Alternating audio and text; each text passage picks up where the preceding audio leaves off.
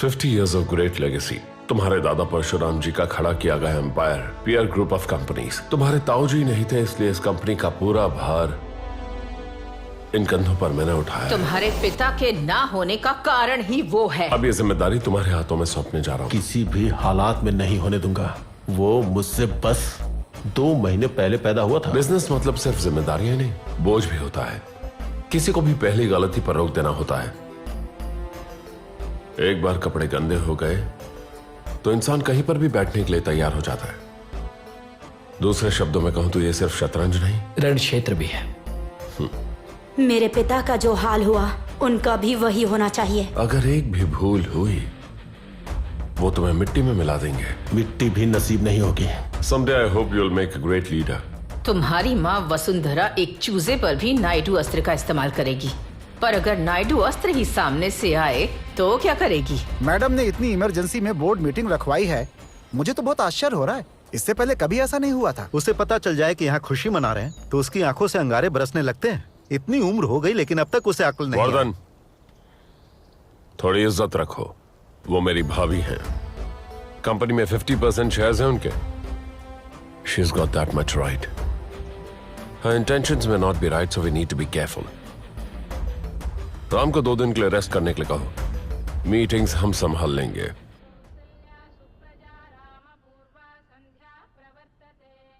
अरे वाह, तुम्हारे दिल में जितना भी प्यार है ना, लगता है सब इस कप में भर दिया है।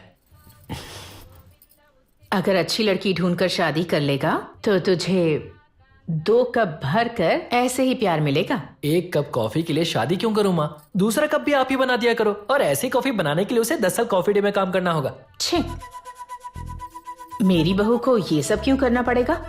She must be a princess.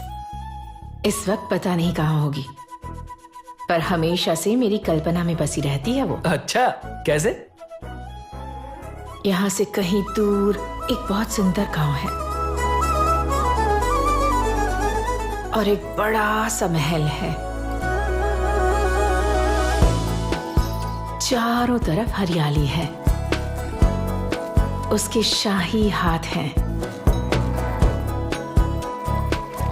उन हाथों में वरमाला लेकर एक राजकुमारी की तरह इस राजकुमार का इंतजार कर रही है वो।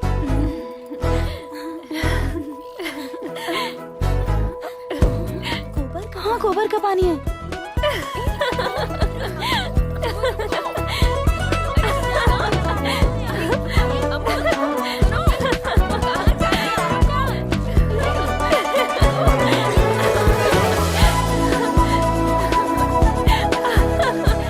अमू, अमू,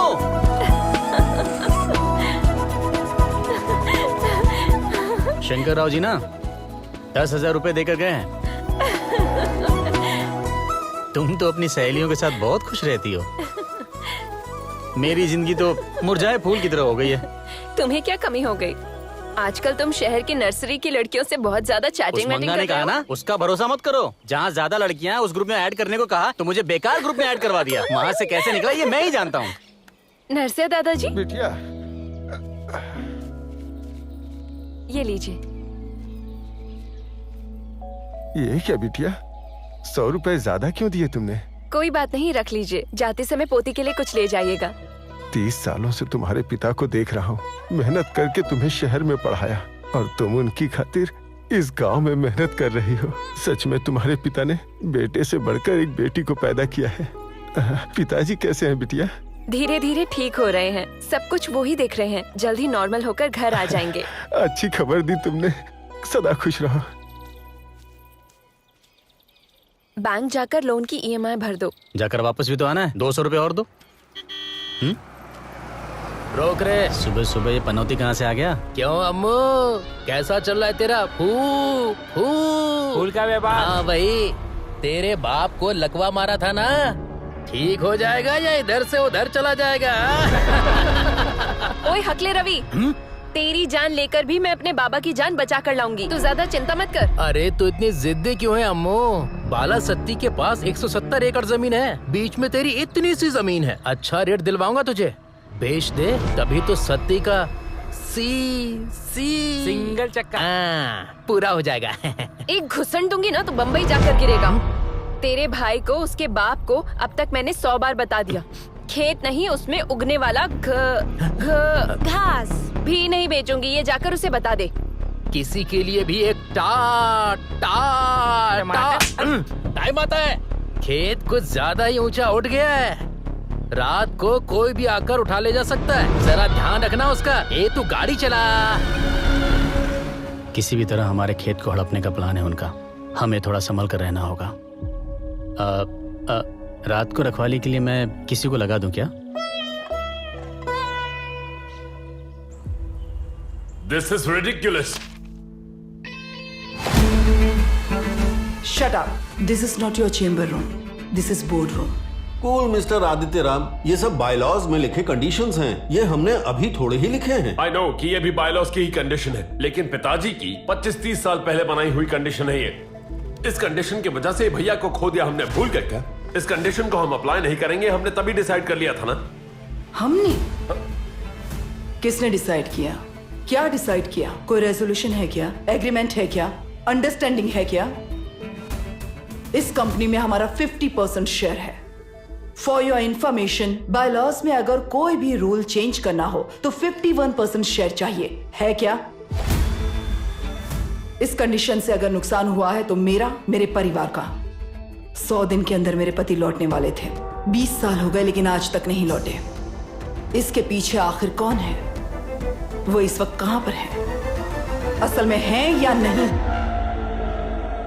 उस दिन से मैं और मेरे बच्चे बस मुसीबतें झेल रहे हैं। इतने साल हो गए तुम्हें इस कुर्सी पर बैठे हुए, और अब मौका मिलते ही अपने बेटे को बिठाना चाहते हो, तो क्या हम चुपचाप देखते रहें?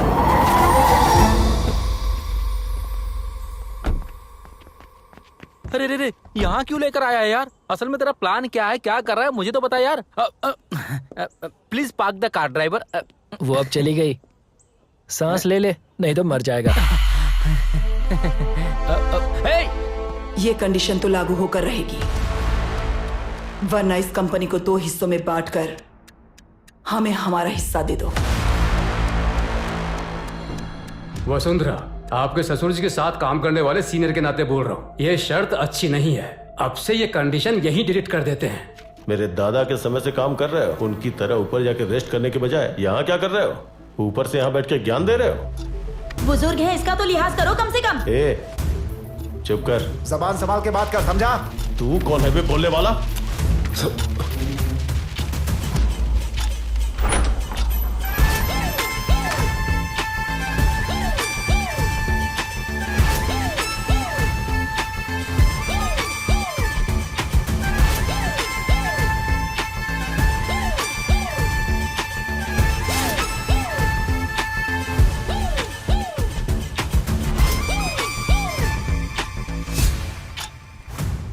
सुब्रमण्यम जी, क्या है ये? पीआर ग्रुप के फाउंडर्स तुम्हारे दादाजी परशुराम जी ने स्वयं अपने हाथों से बायलॉज बनवाया था, उसमें एक प्रोविजन है।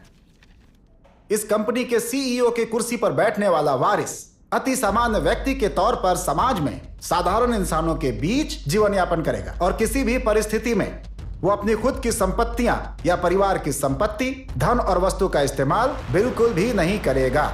अपने खुद का दिमाग और प्रतिभा का इस्तेमाल करके सच्चे रास्ते पर चलकर इतना समय पहले उसे बाहर बिताना होगा। उसके बाद ही बोर्ड द्वारा निर्धारित की गई एक कमेटी इनके उन 100 दिनों की समीक्षा करेगी और यह तय करेगी कि वो व्यक्ति सीईओ बनने का हकदार है या नहीं है। और अगर किसी भी कारणवश वो व्यक्ति अपने 100 दिन पूरे नहीं कर पाया तो वो मौका अगले दावेदार को बिना संशय के दे दिया जाएगा।